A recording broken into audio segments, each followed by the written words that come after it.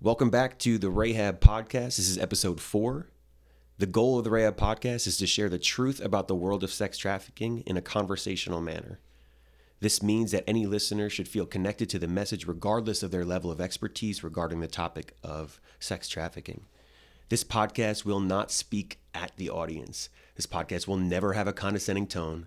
Instead, as we have a conversation about the reality of the horrors of sex trafficking, we believe that our listeners will not only learn about the truth of sex trafficking, but more importantly, we believe they'll see our reason for hope. My conversation this morning is with someone whom I have so much respect for. Alicia is not only gifted in seeing and setting high-level vision, but she's able to break down huge vision into strategic steps necessary to see it through to completion. As a senior director of safe housing at RAHAB Ministries, Alicia has implemented cutting-edge programming to meet the unique needs of a woman or a child suffering from the complex trauma associated with sex trafficking. Alicia has taught auditoriums full of professionals the truth about the issue of sex trafficking, and she's the person driving in the middle of the night to pick up a woman who has just been recovered from a trafficking sting to take them and welcome them into the RAHAB safe house. Alicia's not only talking about the work, she's doing the work. I believe Alicia will be one of the prominent voices steering the national conversation surrounding sex trafficking and how we not only view, but how we empower survivors. She's a culture setter, she's tough as nails, and she's not an ounce fake. So Alicia, thank you for carving out the time to have this conversation. Thanks, Greg. No problem. That was nice. You like that intro? That was so nice. I'll copy and paste it in the email for you. Thank you. It's the truth. That is I the truth appreciate about it. you. You need to hear that. That's who you are. Thanks. So as we dive right in, I just need to ask you, with all that intro, that really is you. And there's so much more. Like I could just write an intro forever, probably, about the stuff you've done in the years you've been here so far at RAHAB. But as someone who's had real and meaningful connections and relationships with easily over 100 survivors of sex trafficking, forget all of the force, fraud, or coercion language. Forget the national projected stats. Forget all those things when people say about this is the fastest growing organized crime or it's a multi-billion-dollar industry. Like all that stuff, let's just put it on the side for a second. Yeah. And tell me in normal words, what is human trafficking? What is sex trafficking? What is it in America? What is it in Ohio? And what is actually happening to somebody when we say that they're stuck in sex trafficking? Yeah. I love that question. And I think that sometimes we can just get so caught up in the definition that we really miss it on the real human level. Yeah. That we all have this scarcity inside of us, right? And there's a vulnerability. There are things that create just the real need to be loved, to be seen. And what I would say is that's what we see in our women. We see that there's this real craving for the things that really we all crave: human touch, love, attention. And for whatever reason, our women and children that we walk alongside haven't gotten that. And that's why I think it's so powerful that we get to offer them that in the personhood of Jesus. What I see trafficking as is that real human condition that we all have. And someone comes along to exploit that purposefully and intentionally for the game of economics to be sold, really, for sex. And so on the real nitty gritty, it really is, it's children, it's young teenagers, it's adults, it's 50-year-olds, their bodies being sold. So I think that's kind of what we see, just on a real basic ground level, is just someone exploiting that vulnerability for the purpose of sex. I love that you put it in those words. like these are the needs that everybody has. Yeah. These are not different needs. Like when No. you're saying that, I'm like, that's how I feel. Yeah. Like, that's what I need. Yes. And I want to. Nobody came along Yeah. to try to capitalize on that. There wasn't a moment in my life where I wasn't getting that met from a reliable source. Yeah. Or from a safe source, or Exactly. from a structure or a system in my life, whether it be a family system or a school system or whatever, where I didn't have, where I had that. And so, Yeah, and I think in this we talk about ACEs, right? When we go and present to people, we talk about ACEs and we talk about vulnerabilities and we talk about childhood sexual abuse and neglect and all those things are really true. right.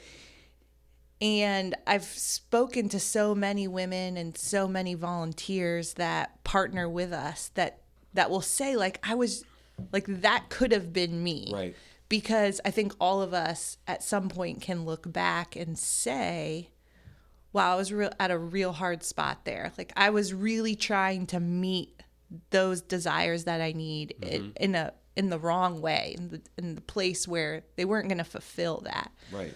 The only difference is someone didn't come along looking for that broken person, Right.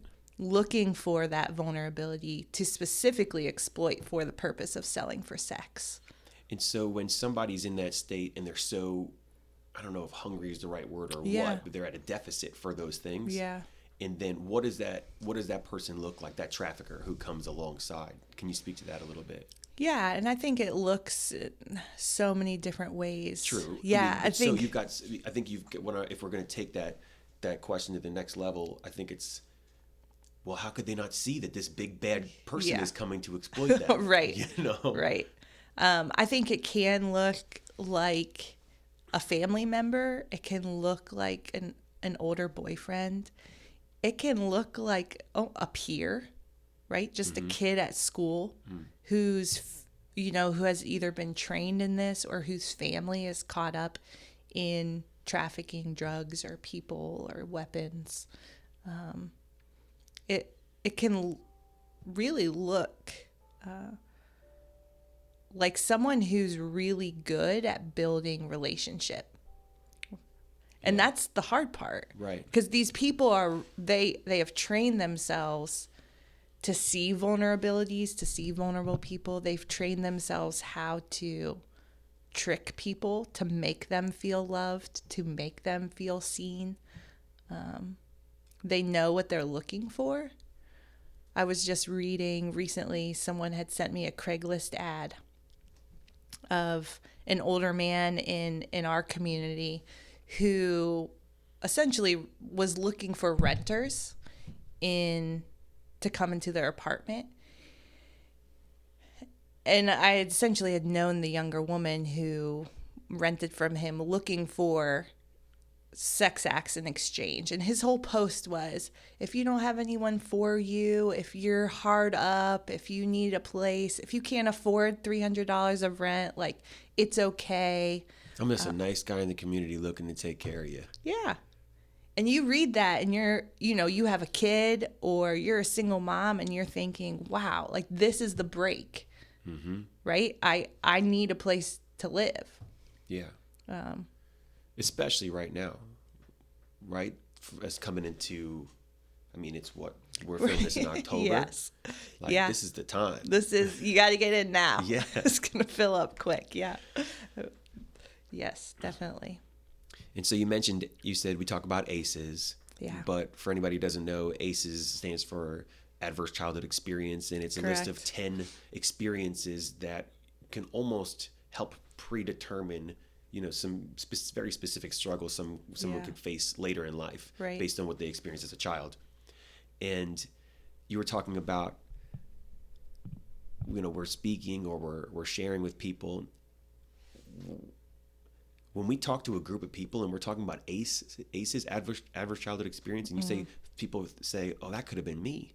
How often I feel like we're always in groups, whether it's our essentials training or whether we're speaking somewhere where we're talking about sex trafficking in a way that, for some reason, it doesn't seem like it's the way that a lot of people are talking about sex trafficking. We're bringing it in a different way, and then all of a sudden, the whole room needs to go to counseling. Or the whole room is like, hold up, sorry. like hold up. I've been through some stuff in my life that I maybe need to go and get checked out, and so or I need to work through, and so I think that message is so valuable, not because we want to, put our finger on everybody's wound, but I think it's kind of like what that video that everybody shows about Brene Brown. Like, you need to identify something in yourself that can feel what that person is feeling. And I don't want to misquote it, but it's wild to see a room full of people kind of say, oh, wow, like this actually, it's not just a cute phrase, but this literally could have been me. Yeah. And I think we see that over and over again, whether we're talking about human trafficking or just trauma, right? The world, we just get bumped and bruised just being humans in this world. And I mean, that's the story of all time, right? So part of the question of what really is sex trafficking, our CEO, Suzanne, says all the time talks about the battle between good and evil. Right. What was supposed to be is not. And unfortunately, there are people in this world that want to take advantage of that. And so what do you think, and this isn't like a shots fired kind of question, but what do you think the general public gets wrong about human trafficking? Yeah. I think we're getting better. Yeah, I do. What a optimistic response. I think we're getting better. And if you think about when RAHAB started, wow, we've come such a long way just within the national. RAHAB has, right? I mean, RAHAB. we're like, dang, I would have never say some stuff before. I mean, because we just learn, and you get better, and you. Yeah, and I think the national conversation is getting there. I think one of the things that we have seen begin to transition is just the way that trafficking is portrayed in the media. Yeah. Where 5 years... I gave you the squeakiest chair in the office. Sorry. I was like, wow, I'm squeaking. 5 years ago, you might have seen some media that portrays the girl her hands are tied up, or she's handcuffed, or the rope around her neck, or the tape barcode tattooed on her forehead. Yeah, the barcode. Yes, exactly. And really just painting a picture that these people are like trapped in a basement somewhere. And I think that's beginning to shift. I really do. Yeah, I agree. I was about to try to sound off on a group of people. I think I might have just been in a bad mood one day, and I was preparing for a public speaking thing. And I was like, I'm going to go online and search sex trafficking awareness posters and pull them all up and put them on a presentation and tell everybody, this is wrong, this is what we not. And I couldn't find them. Nice. Like, I couldn't find the ones that I was looking for. I'm like trying, and I was like, wait, am I trying to build a story that maybe is changing right before my eyes? Exactly. Now, if you Google just sex trafficking, you'll see those old pictures, which is really interesting. The wrong Google search. Yeah, the wrong Google search. Cool. Maybe I was looking for posters. But the people who are building awareness and educating, I think, are getting on track with that. Like, we can't portray trafficking as the creepy white van that's going to steal your beautiful teenage girl from Target. Right. Because you're going to miss the fact that these women and children who are trapped in this life are shopping at Target. They're going to school with your kids. A lot of them on the outside can look like any other person. So I think that's one of the areas that we're beginning to see the way it's portrayed in the media, the way that we're thinking about it as, people aren't snatched. What's the movie that we always talk about? Taken. Even that, I feel like, well, I spoke to a group of teenagers recently and had said something about Taken. Of course, none of them know. Right. I've stopped saying that because I'm like, hold up. I'm the old person in the room. It's an old movie. It's a long time ago. Yeah, I think it was over 10 years ago. Yeah. But even the movies that are coming out now that are highlighting this issue, they're getting some of that right. So that's encouraging to see. Like what? Like social media targeting, or just like the grooming and luring of it, or Yes. what? Okay. Yeah. The depiction of kind of what the vulnerabilities look like. The depiction of, I think as a society, because we've always thought about those people as prostitutes, right? They're just like the throwaway drug addicts who are out there selling themselves to feed their habit. I think some of that is shifting. People are getting it, and those are the things that we've gotten real wrong. I mean, just even labeling the prostitutes as, the shameful hideaways of really culture throughout time, Forever. going back to ancient cultures, and really shifting the mentality of, wow, these people have really been exploited.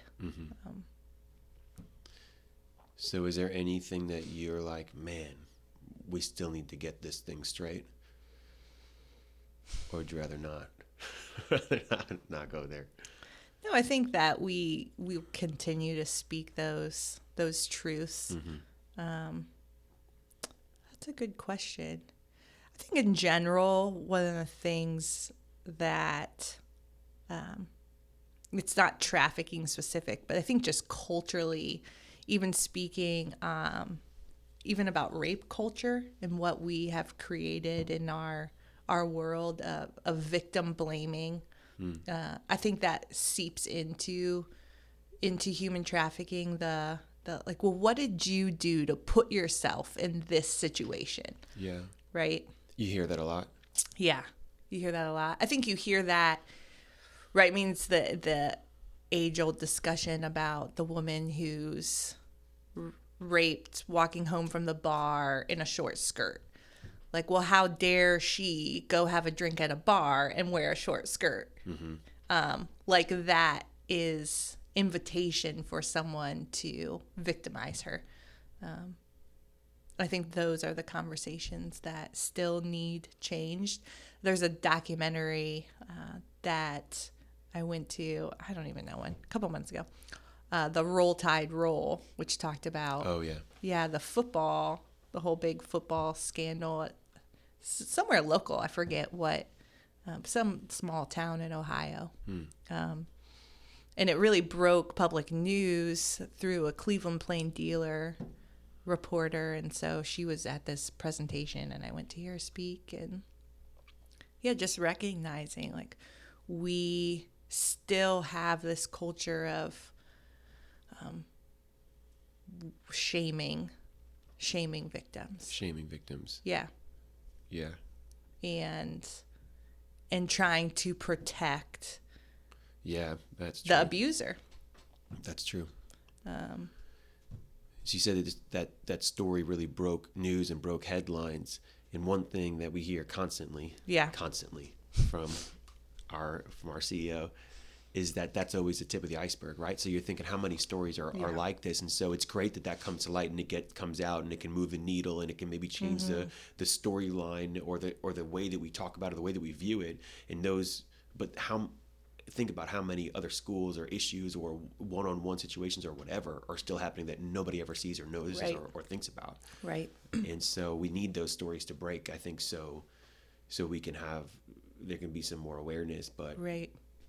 Absolutely. We can do something at a personal level too. Even the documentary right now that came out on Netflix, The Unbelievable. Oh, I didn't see it.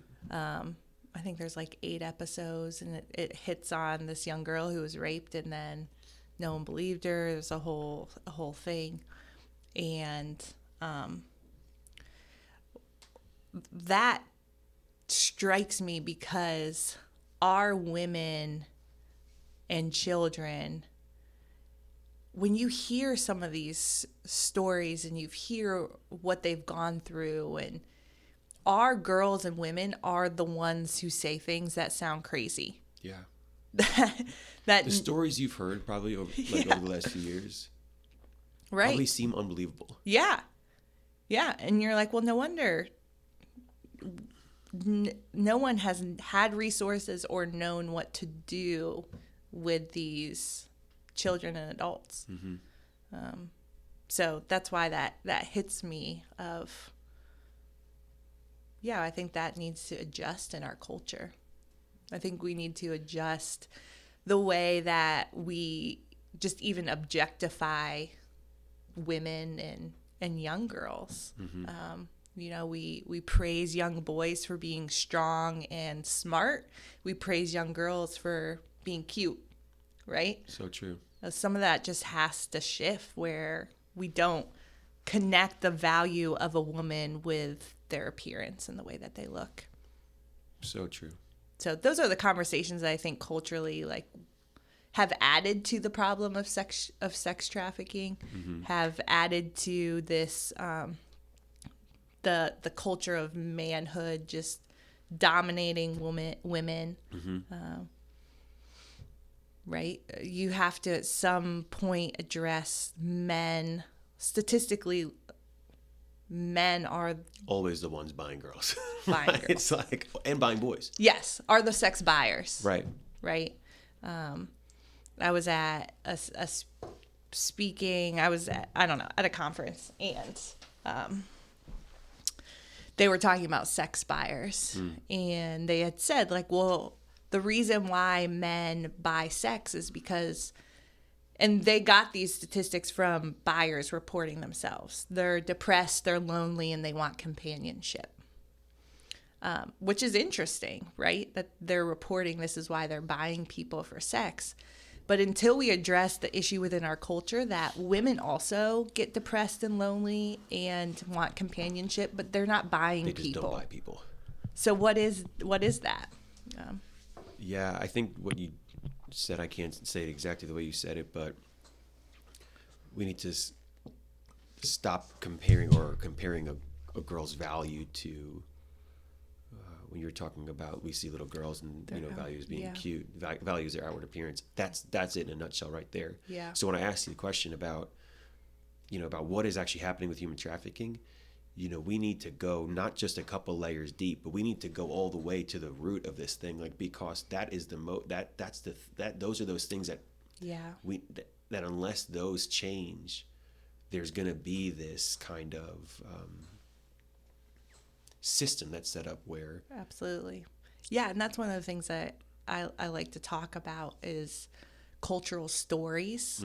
What are the stories that our culture tells? Yeah. And if you look at one of the stories we tell about women in our culture, it's that their value is connected to their body.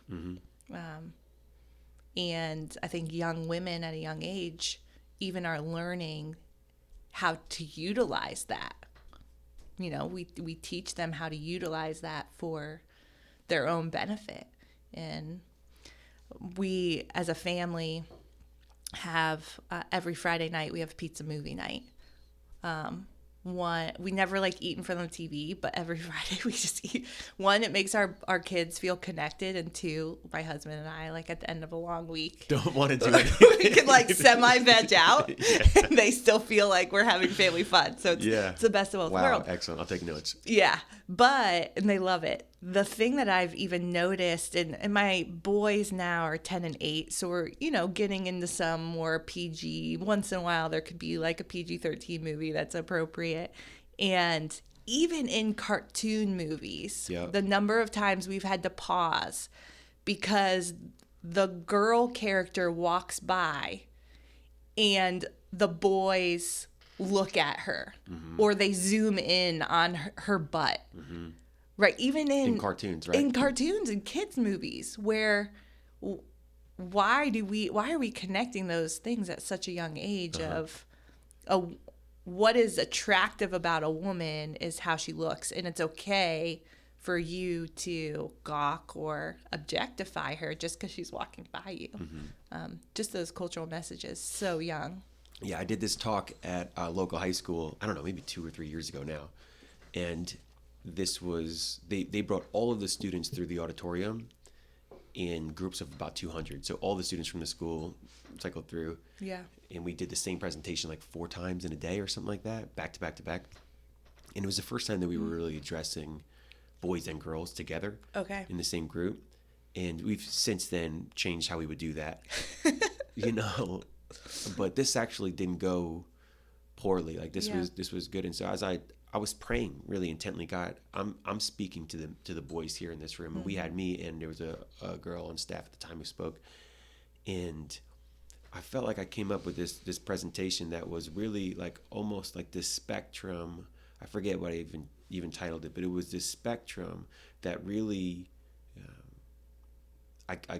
I created maybe like 5 or 6 big cards with like Sharpie, like thick Sharpie written on it. And I kind of walked along this line. And in the beginning, it was something like really seemingly insignificant, like checking out a girl, right, in school. Yeah. And I stood on this line and I held this sign up, and I was like checking out a girl.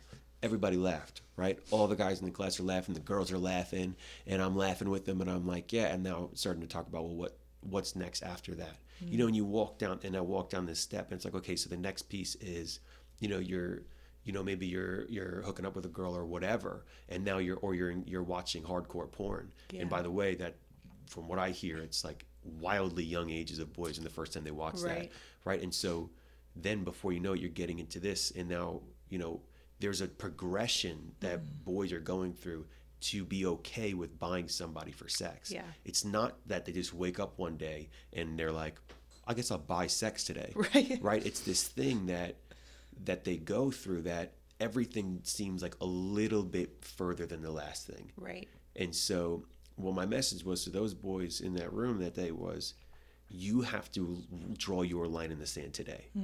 Where on this spectrum is your line? Because I can come in here and tell you your line. Your teachers can tell you your line. Everybody can tell you your line. But if it's not yours, and you don't have a personal conviction as to where it stops for you, then you're going to be there. Yeah. Because if you let anybody else tell you how this thing works, this is how they tell you it works, and you'll end up down there. Right. And so that's. Maybe we need to resurrect some kind of discussion like that. Yeah. I like that one. Yeah. No, I mean, I think one of the cultural stories that have contributed to the social problem of sex trafficking is that sex ultimately is about your satisfaction. It's about you personally. It's not a communal idea of what's for the betterment of others around you. It's whatever makes you feel good, you go ahead and do it. Oh, well, that's what you say when you train all the time. You're like, we're all like, our culture is about, when we're talking about sex, how I want it, with who I want it, when I want it, right? Like all that kind of stuff. It's absolutely. Like, that's how it's thought about. Yeah. So this kind of leads me into another question that I had, which was, in decades to come, how do you think that people will remember this time period regarding the issue of sex trafficking? Like, there have been major movements or culture defining times in our country's history. And do you think that they will see this decade or so, or 5-year period, as kind of like a flashpoint or a turning point for the issue of trafficking? Or do you think we're not quite there yet? Or I really do. I think that it is the kind of the highlighted hot topic social problem of our time. There seems to be many, but it's definitely up there, right? Yeah. It's really the top thing. But yeah. I think that it resonates so deeply within so many people. Yeah, like, that's a good way how of saying could it. someone sell someone? We've obviously in our country of freedom, right? In our country, we have a long history of selling people. Yeah, right. Not to laugh at that. No, but I mean the irony of it, right? Exactly. Exactly. So I think it hits a deep-rooted, especially right now, just as a worldview of being free, and what that means. I think this issue just has struck a chord. Yeah. I think there's a ton of education and awareness, and I really do liken it to other movements within the violence against women movement, where even intimate partner violence or domestic violence in the 70s really expanding, and those kind of traditional roles of how we viewed women, and maybe some abuse that was happening, but no one came along and kind of defined the issue to say, like, hey, this is not okay. when your spouse hits you or is demeaning or controlling. I think we saw that with rape. In 1970, the first rape crisis hotline opened in Washington, D.C. In 1971, reported rape cases in D.C. went up 60%. Well, that's not because rape was happening more, right? Right. Someone came along, they defined the issue, and they said, hey, this is what this looks like. Right. Yeah.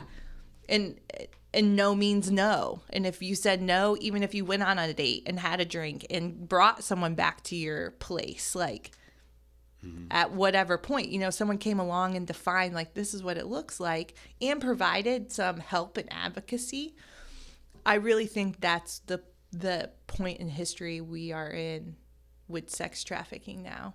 Wow. I think we're going to see. I said the other day in our staff meeting, right? It's like we were an AIDS clinic before the epidemic hit. Right. And I know that's not that an exact correlation. We've existed working in this field for 18 years. I would say within the last 2 or 3, awareness has begun to boom. Right. So I think that's why we have so many people coming to RAHAB for understanding, for education, because we've been in this work before everyone else around us has really caught on. Right. Before the language was even there for us to to say we need to get. Exactly. So I think I hope in the next 5 years, we're going to see a ton more prosecutions. We're going to see traffickers come to justice for their crimes. Buyers. Yeah. Oh, I think we're seeing that. I mean, around us. With the court systems and stuff like that, the programs that they're implementing. Yep. I mean, you said one thing when you were likening to the rape hotline. You said, it went up 60%. But that's not because it happened 60% more. Right. It's because, there was a way to identify it. And so that's exactly what we're seeing right now here. Yeah. That's exactly what we're seeing right now. And we have people, or we've got organizations or whoever that are saying publicly, there are no cases. There are no prosecutions. There is no problem. There's no trafficking here. Yeah. I've heard that as recently as this week. What? For real. And that couldn't be further from the truth. Yeah. And so the fact that it's not getting prosecuted, the fact that there aren't cases does not mean that is not happening. You can look at the stats at Restore Court. You can look at all the women that have come through our safe house in the last 5 years, right? You can listen to their stories. If anybody listening has any question about whether sex trafficking is happening or not, please, I'd love to have a conversation. I'd love to talk about it. And hopefully this one is helping. Well, I think that is why we've heard for years. Well, Ohio is, the top 4 or 5 in the country for sex trafficking. It's like maybe. And then people cite things like, well, the way the highway system works, but then that discounts the fact that there is no need for transportation. Right. Right. We're in Summit County. We're located in Summit County. I would say most of the women, especially the earlier years that have come through the safe house, they were born in Summit County, they were raised in Summit County, and they were sold in Summit County to buyers in Summit County. Right. They didn't need to be transported easily to Toledo. Well, the highway didn't make them get trafficked, right? No, and right. So you also have the actual definition of sex trafficking does not require transportation. Right. Exactly. So I think that's what we're seeing. Lake Erie is always my favorite one. People will say well, you have the lakes in Lake Erie. I'm like, I've never heard of a survivor say they've been transported I probably wouldn't boat. Swim in it, but I don't know what you're talking about. What does that mean? I don't know. All I know is that we in our state, and Ohio has been ahead of the game in a lot of things. We have a strong history of advocacy. Even in this issue, we've had, our juvenile court, even in this county, Columbus has been on this track for 10, 12, 18 years. And so when people say, well, we have more reported cases or more, it's really more calls into the hotline than, 45 other states. We also have been on the ground doing this work for a while. So I think that's part of the reason. Right. We see it more. I was talking about, we've been talking about the safe house so much recently, and I don't know, we haven't really seen each other all that much. I feel like it's always passing, but we got stuff to do. Yeah. But in the office here, we've been talking about the safe house because it's 5 years coming up, which is just wild to think that the adult safe house opened 5 years ago next month. And I know the last time I checked numbers, it was 70 women, but I know that there's more than that now that have lived in that house for any period of time over the 5 years. 70 adult women in the... I think we're upwards to over 100 for sure. Wow. And so you've got... And the house is exclusively for women who are survivors of sex trafficking. Yeah. And so can you tell me what it means? So we hear a lot of times, well, there are other safe beds. And so what does it mean for a house to be specifically for survivors of sex trafficking? Yeah. I think that's one of the things that really sets us apart. And I think there are two reasons why I'm really passionate about that. So you're like trying to stay chill? Yeah. You're like, I'm really passionate about this. We recently just got a referral, and it was for a girl who was really high risk, but hasn't been trafficked, which sounds really harsh because, like her It's harsh. It's hard. It's hard when we see what these children and the women walk through, and then to have to say our beds are exclusively for survivors is a hard line sometimes to draw when you're face to face with a human. Yeah, it's easy to draw in like a office room. Yeah. It's not easy to draw when it's someone's life. When it's someone's life who needs housing. Yeah. But there are two reasons. One, trafficking is such a complex issue. The needs that a survivor of trafficking has is just such a complex ball of yarn. And when we talk about holistic healing through our housing, those are the things that we address. We address holistically, and there's shelters for homelessness. There's advocacy groups or shelters for domestic violence, or if you've been raped, or if you have drug addiction, or all those things. Trafficking. Mental health, yeah. Trafficking has all of those issues combined into one. Right. On paper, our women and children are the highest level of needs. They really are. I mean, the referrals we get through children protective services around Northeast Ohio, or the referrals that we get from hospitals or law enforcement, every time they're like, well, this case is a real mess. This girl has this mental illness and, all these parts and pieces, and they paint this picture of a real mess. And we're like, yep, those are the girls that we partner with. Those are the women that we walk alongside. That's our, we get the case file, and it's this big. Wow. Right? Yeah. It's just very complex. And so that's why it's really hard. That's why, right? Because we get those level 4, level 5s from protective services, the highest level of needs, where other places will say, we can't meet those needs, we can't serve them. And we're like, yep, those are our people. That's why we exist. Right. So it's just a very complex issue that needs complex services, the best level of trauma-informed care. And that's why that population, too, just doesn't mix with lower-level needs of care. They need to have just so high. And then the other reason is that there are just so few resources across our state, but really across the country, that address the specific needs for a survivor. And so we don't want to use our beds for those who don't. We want to save those. Yeah. I mean, across our state, there's one other residential home that has 6 beds for minors. And we have 9? For minors, we have for adults. 14. For adults, we have 9.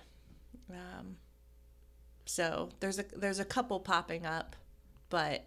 Do you think that you'll...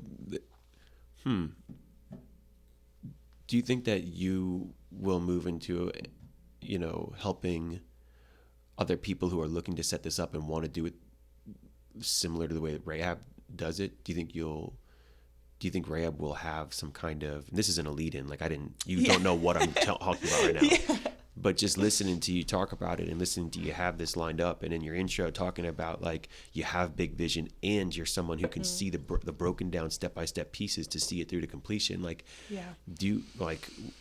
can people reach out to RAHAB to say like, help us get to a place where we can open a house that RAHAB would confidently send women to? We want to be that, right? I think so. I think we have seen the needs that need met by this population. I think we have formulated strategic community partners to help address those issues. And that's kind of one of my passions of, we don't have to be the experts in everything, right? Yeah. It's the addiction recovery, which a large handful of our adult women, our minors not so much, need help in. Well, there has been services to address those issues really well for years and years. So we don't have to be the expert of those. We can provide some human trafficking training. We can partner, and they can help us with those things. So I think going into a brand new community, we almost have a blueprint of sorts to say. We need to identify these partners. Yeah. And these are some referral sources that we really need to have good relationship with. And here's the culture within the house to make sure we're not replicating any detrimental culture or trafficking culture within the house. Talk to me about that. What do you mean when you say culture in the house and not replicating trafficking culture? Yeah. For an entire other podcast. No. Yeah, I think that because culture setting is something that you're another piece that you're passionate about, and it's like so foundational to that house. And there's so many things that we could do without even knowing it, that could be almost reinforcing something that we don't want to necessarily be reinforcing. Yeah. I think a couple things that come to mind, and this really is the legacy of one of our founder, Becky Moreland, who was a huge advocate on grace upon grace upon grace, right? Second chances, third chances, and just coming from a real understanding about how many times Jesus has been so gracious with us. How can we not with others? I think that's one of the things that has set us apart. When a girl does leave or goes back to a traffic or relapses, we welcome them in again. I think sometimes within residential facilities, I'll say facilities, there sometimes can be a hierarchy set up of, if you perform and you follow all the rules, you get the gold star on the chart, especially with minor residentials. You do your chore and you get the fake dollar that you get to spend, for a special treat from the treasure box later, and not creating those hierarchies of really earning, which is something that one is really prevalent in trafficking culture, right? You earn your way up to the top where you don't have to work as hard. You don't have to see as many clients in the week. And just really honing in on, there's nothing that you can do to earn our love and attention. We're going to give that to you freely as Jesus gives to us freely, regardless of who you are, what you've done, how you act. And just kind of settling in there. And that's a daily commitment. Yeah. That you and the staff make. Absolutely. Because it's not easy. It's not easy. Right? It's not easy to do that. It's not easy at all. And so so I think it's important to say that, and correct me if I'm wrong, you're talking about their value. Yeah.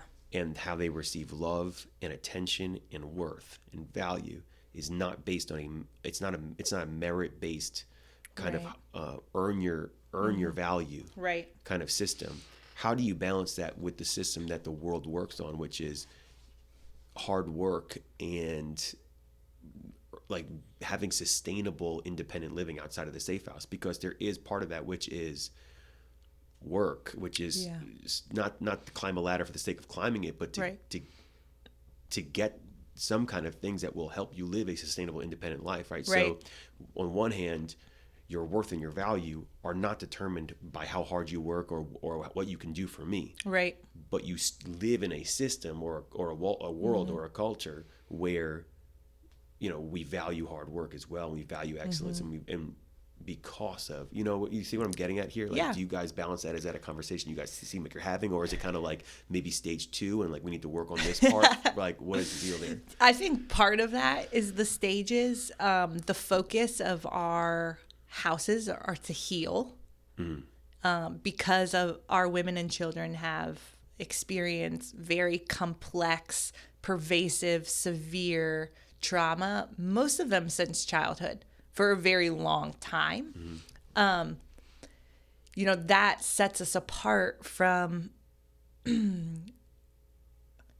other models. Is we're not trying to have you come in, get you a job, get you government housing in 90 days, and then like, okay, we'll see you later. See you, and we'll check it as a success in our, or a completion or whatever, in our records. Because we really feel like we'd just be perpetuating the cycle, because where we first interface with these women who are coming, who need residential. Not everyone needs residential care. Some women can function well within the community and have some community-based services, but they need residential. We really just say, like, let's stop and let's really heal from those traumas, so that you can learn how to work hard without it trying to fulfill those needs that you've always needed to be met, right? Goes back to the need conversation. Is our women and children are really good at finding ways to get their needs met, because most of them haven't had those. And so, that's the conversation people will say, like, well, they're just manipulating you, right? They're just lying. Like, yeah, they're experts in getting their needs met. And if they've had to survive for years, either on the streets or in abusive homes or in a trafficking situation, they had to become essentially expert manipulators and liars, right? In order for you to go into a hotel or be in a hotel and pretend to enjoy a sexual encounter with a buyer that's in front of you, that takes some pretty high level trauma responses that kick in, that you need to be able to manipulate that.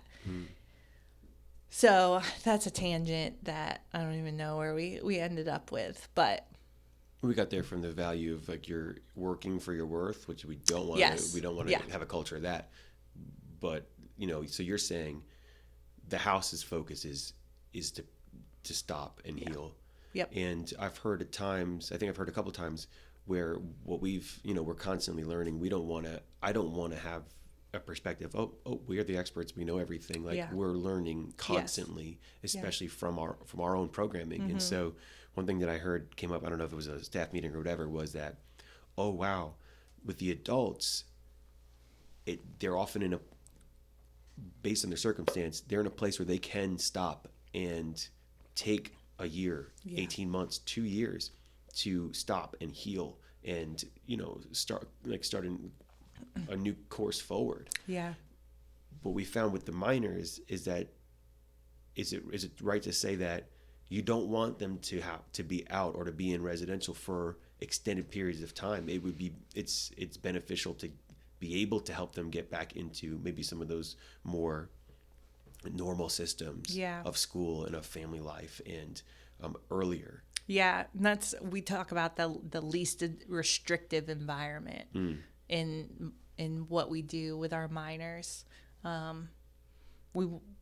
When able, we want them. Residential living is pretty restrictive. Yeah, right. For sure. Yeah, it needs to be for safety, but also to create an environment where everyone can thrive. It's very restrictive, and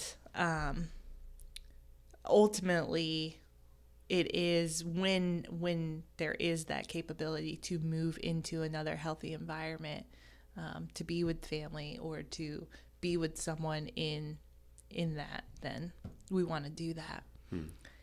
But also that's why we're long term, right? We obviously we value hard work.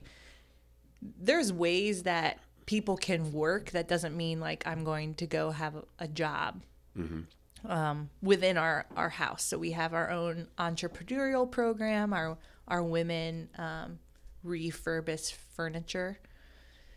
They take this old junky piece of furniture and they sand it down. Yeah, and they make it beautiful, which has so many spiritual implications, and that's amazing. But that's also why we're as long as you need, because if it takes you 18 months before you can go work 20 hours a week and do your counseling and do your other areas of recovery, that's okay. And we've even, I think one of the things we've learned is even just pushing that pressure for a job even further. Right. Because we've just seen so many women in the midst of their healing to then go work 20, 30, 40 hours a week.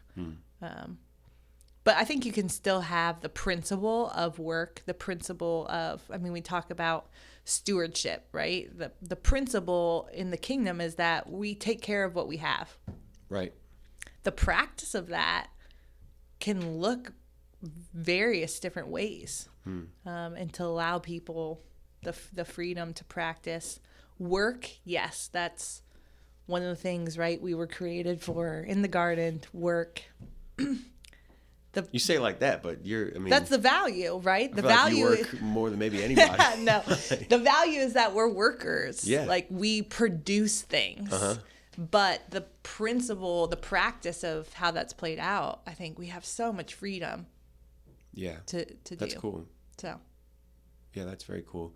So you've got women living in a house for as long as they need to live. And let's talk about the adult safe house.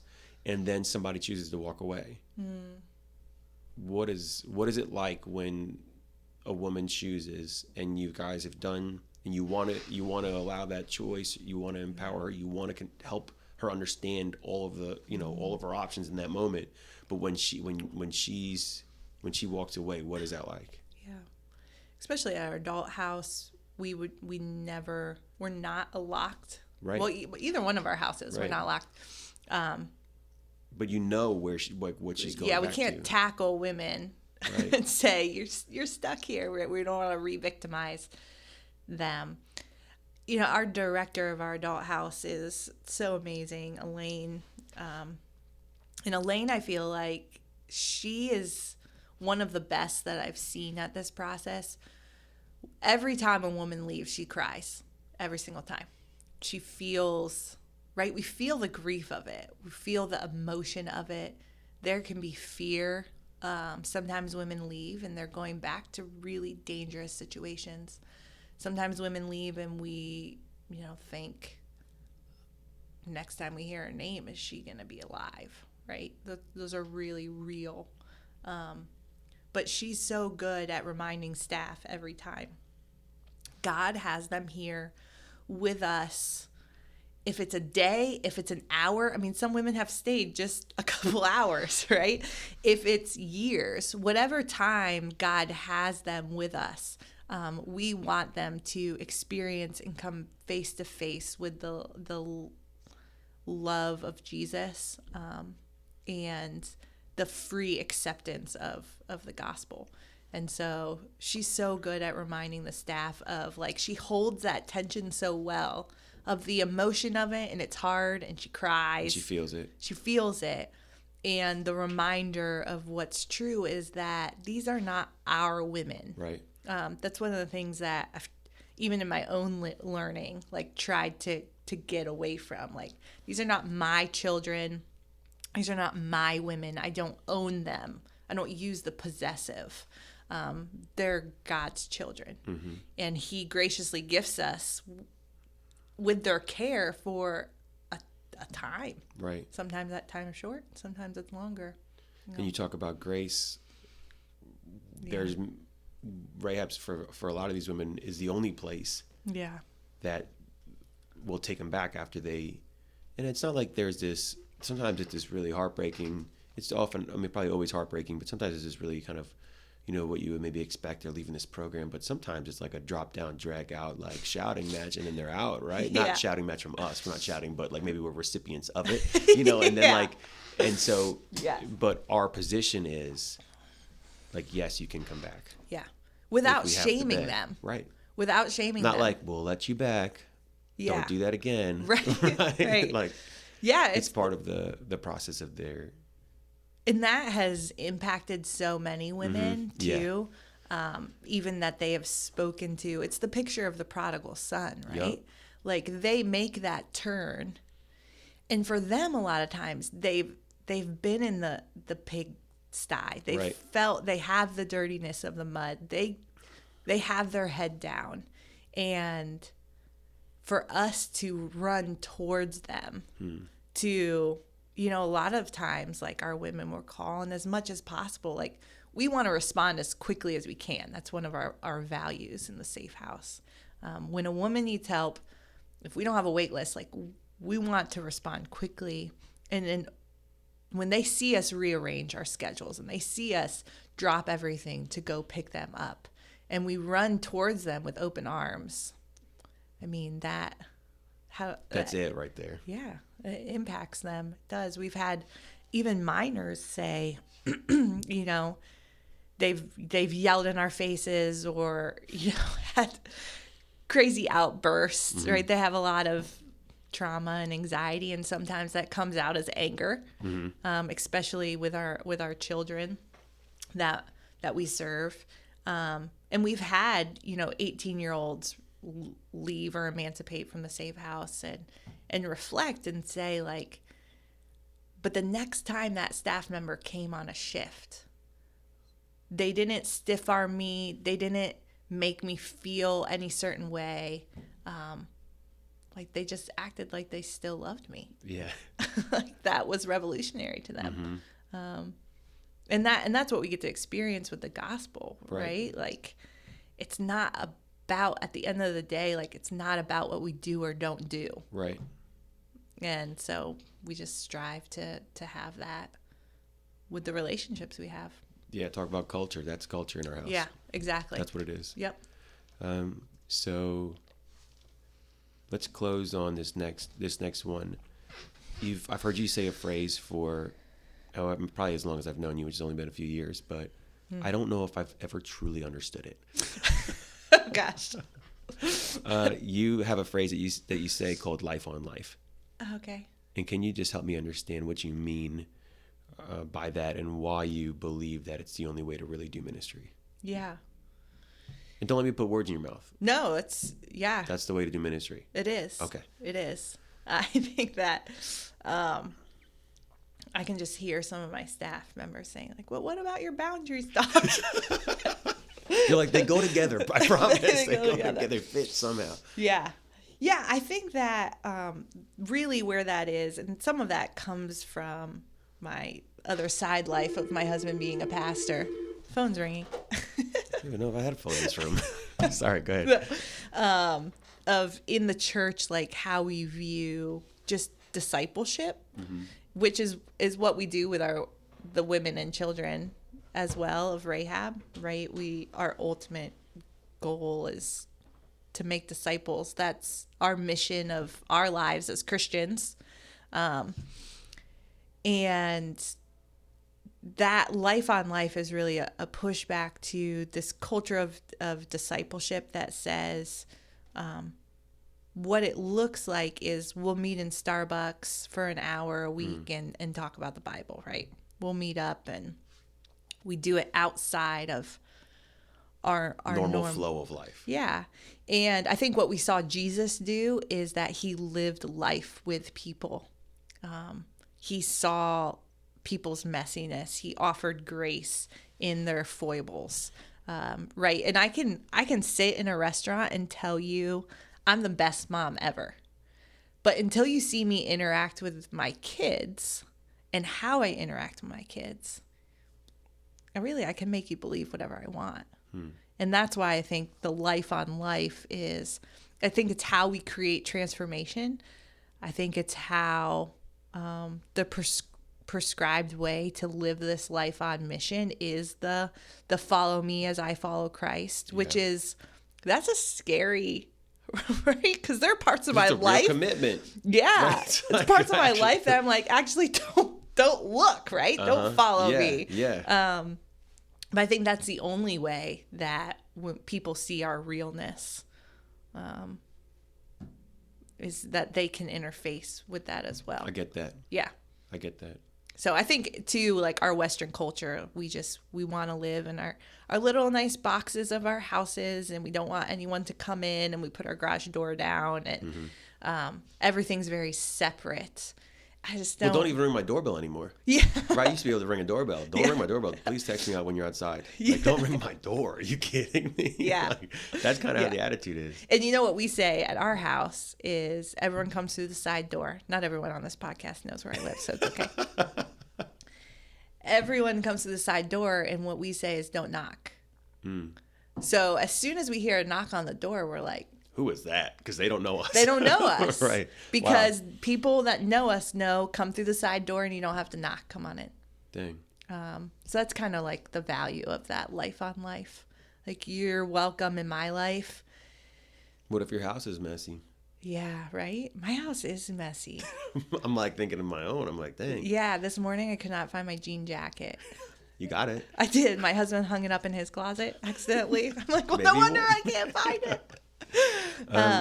But that's life, right? Yeah, it's messy. for sure. And I think sometimes, like, until we let our messy kind of out, we don't allow people the ability to have their messy out. And then we're all just pretending. And I just don't. You don't have time for pretending. I don't want to play the game of following Jesus.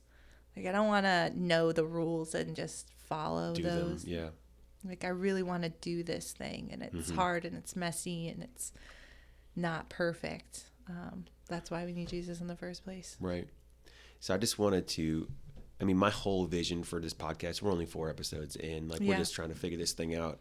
But what you brought today is exactly what my hope and goal is for this thing, is a conversation that if somebody doesn't know anything about trafficking and really doesn't really even have a lot of time to care about it, that they would be able to listen to a conversation that's hope inspiring and that they can connect with, and that they listen to and they're like, yeah, that makes sense. I'm with that. Right. And so, you did that for me today. I'm like, yeah, I'm in this. Yeah, great. I'm motivated for the day of work. But I just really hope that anybody listening feels that hope, feels that, gets like something click for them today with not just trafficking, but just the way the systems of the way we work and the culture is just in general. And and maybe the person in front of them or the person next to them at work, we really maybe don't have any idea what that person has walked through or is going through. And it doesn't really matter the labels that we want to put on people. The needs are the same.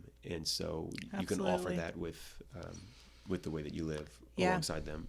And I think that, right, that's the call that we have for Jesus. Like, Jesus really, God really is throughout all of time about redeeming people back to himself. Right. And the places and spaces that he doesn't have dominion over. We have this amazing honor at RAHAB that part of what we do and our call is redeeming the lives of women who have been trafficked. Right. But everyone has their own places and spaces that God is trying to send them, right? To redeem, to partner with God, really, to redeem people back to him, whether it's trafficking or not. Right. Yeah. Yeah. And so I think that this message, this episode hopefully encouraged people to be able to, and empowered them and give them, opportunity to do that and see it in a different way. So I just thank you so much for this. Hopefully we can do it again sometime soon. I don't know what the next month looks like, but again, next month, November, we are celebrating 5 years of our Safe House being open. You can look for all types of communications coming out. There'll be a whole month-long storytelling campaign about 5 years of the Safe House. You'll see all November long. You can find it on our Facebook, which is just search RAHAB Ministries on Facebook. You can see it on our Instagram, which again is just RAHAB Ministries. If you want to be more connected with RAHAB or come to our Essentials training, we've got one coming up in just a few short weeks. You can find all the information about RAHAB programming, how to get in touch with us, how to get educated or trained, how to volunteer, all that good stuff you can find on rahab-ministries.org. If there is anybody in your life that you think needs to hear this message, go ahead and send it to them. Share this with whoever you think it will have a great impact on. I thank you so much for listening, and stay tuned for the beginning of next month.